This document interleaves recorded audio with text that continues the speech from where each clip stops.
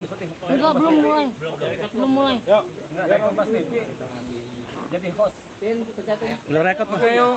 Udah Bang, mulai jangan. Oh ya, Tar aja bahasnya. banyak air hujan nih yang bunyi. Udah enggak apa-apa, udah ada lanjutan. Udah Bang, lanjut aja Bang. Karena kalau lama-lama nanti jadi ribet ya. Kalau udah ya. Iya Bang. Oke, udah yuk. Udah roll Bang. Udah. Rekam nih. Yuk, udah yuk. Oke Bang. 1, 2, 3. 1, 2, 3. Salam merah putih buat semua kawan-kawan media massa. Mana salamnya dong? Salam merah putih. Salam. Udah mulai terpengaruh. Oke, saya malam hari ini akan memberikan informasi dari pengacara Merah Putih, yaitu saya sendiri dan Pak Burhanuddin. Yang pertama adalah mengenai Komnas HAM, di mana beberapa hari kemarin saya akan mengajukan gugatan kepada Komnas HAM dan Komnas Perempuan, yaitu berupa gugatan perbuatan melawan hukum ya, KMH. Karena Komnas HAM dan Komnas Perempuan sudah membuat pernyataan yang rasa-rasanya adalah bertentangan dengan hukum, makanya gugatannya adalah perbuatan melawan hukum.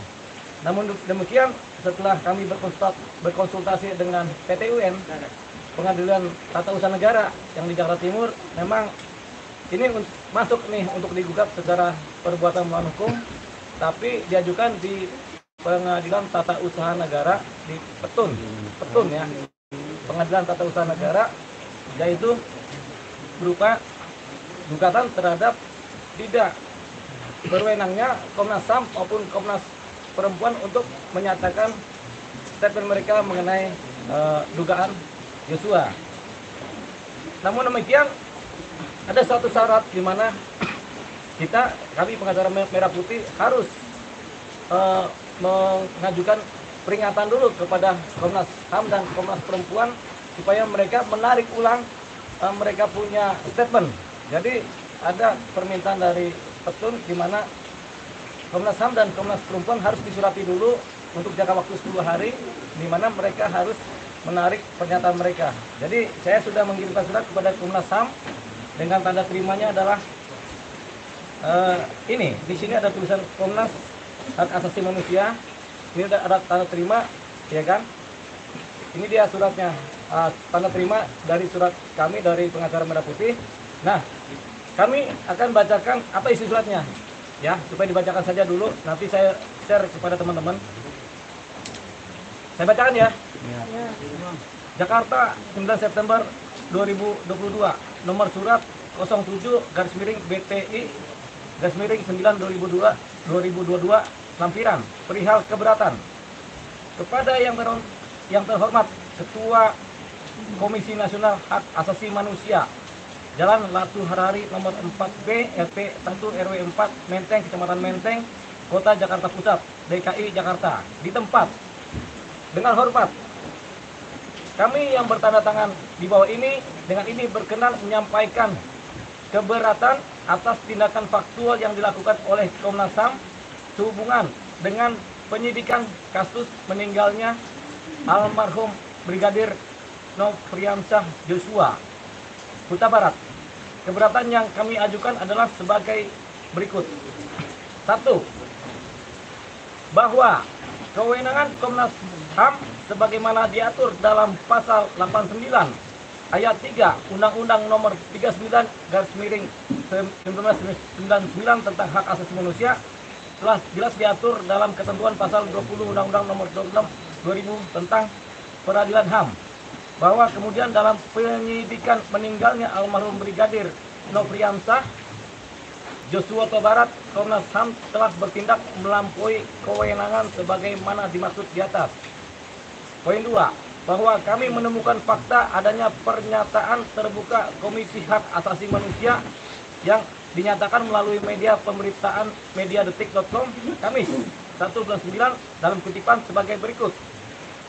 Komnas HAM menduga kuat peristiwa pembunuhan Brigadir Yosua, Brigadir J, didahului oleh peristiwa kekerasan seksual. Kekerasan seksual itu diduga dilakukan oleh Yosua terhadap istri Irjen Ferdi Sambo, Putri Chandrawati di Magelang, Jawa Tengah. Kutipan, terdapat dugaan kuat terjadinya peristiwa kekerasan seksual yang dilakukan oleh Brigadir Joshua kepada saudara Putri Chandrawati di Magelang tanggal 7 Juli 2022. Kata Komisioner Komnas HAM BK Ulung Hapsara dalam jumpa pers di kantor Komnas HAM Menteng, Jakarta Pusat, Kamis 1/9. 3.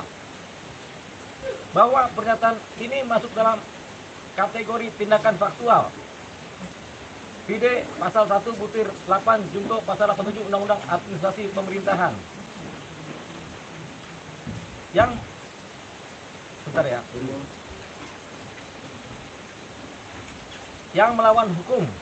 Sebab jadi tadi saya sambung lagi ya, bahwa pernyataan ini masuk dalam kategori tindakan faktual Undang-Undang Administrasi Pemerintahan yang melawan hukum. Sebab pernyataan tersebut tidak didasarkan pada bukti yang cukup.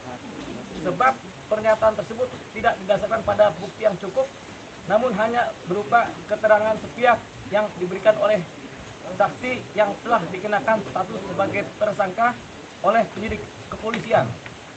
Bahwa menunjuk pada kewenangan yang dimiliki, maka seharusnya Komnas HAM mengeluarkan suatu rekomendasi tentang ada tidaknya temuan adanya dugaan pelanggaran HAM dalam kasus yang sedang dilakukan penyidikan, dan bukan menyatakan hal lain seperti motif dan fakta lain yang masih parsial dan asumtif di luar kewenangannya. Poin 4.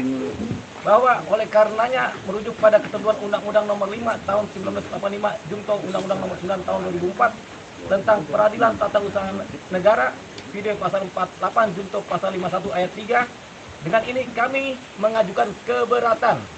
Jadi pengacara Merah Putih mengajukan keberatan atas pernyataan tersebut dengan alasan sebagaimana dimaksud dalam ketentuan pasal 2 Perma 2 tahun 2019 mengenai pedoman penyelesaian sengketa tindakan pemerintahan dan kewenangan mengadili perbuatan melanggar hukum oleh penguasa, oleh badan dan garis miring pejabat pemerintahan. Poin 5. Bahwa untuk maksud tersebut melalui surat ini kami sampaikan kepada Ketua Komisi Hak Asasi Manusia untuk menarik dan mengklarifikasi pernyataan terbuka tersebut, sebab tindakan tersebut adalah tindakan yang melampaui kewenangan Komnas HAM sebagaimana diatur dalam pasal 89 ayat 3 Undang-Undang Nomor 39 1999. Demikian surat ini kami sampaikan atas perhatian dan kerjasamanya. Kami ucapkan banyak terima kasih. Salam hormat dan cinta kepolisian dari kami seluruh rakyat Indonesia. Hormat kami, Dioli Payumara, sarjana hukum, sarjana psikologi.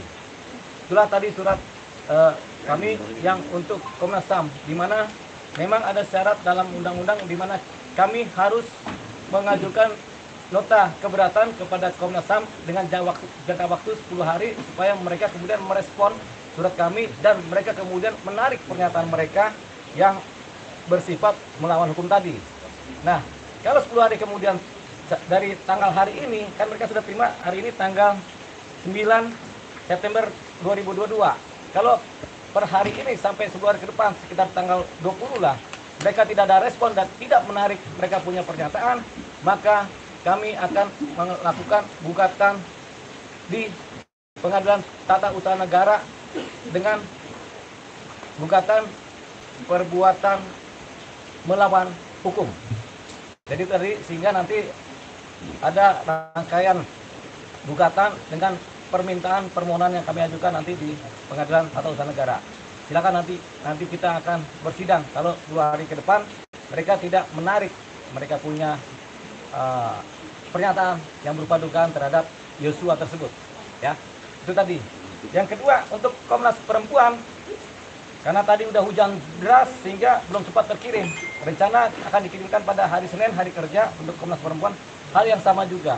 Kalau mereka 10 hari ke depan setelah hari Senin ke depan tidak melakukan menarik keterangan mereka atau kemudian mereka diam saja atau tidak membalas atau tidak menarik pernyataan mereka, maka sekitar tanggal 21 September kami akan mengajukan gugatan di Pengadilan Tata Usaha Negara, yaitu berupa gugatan perbuatan melawan hukum juga. Jadi dua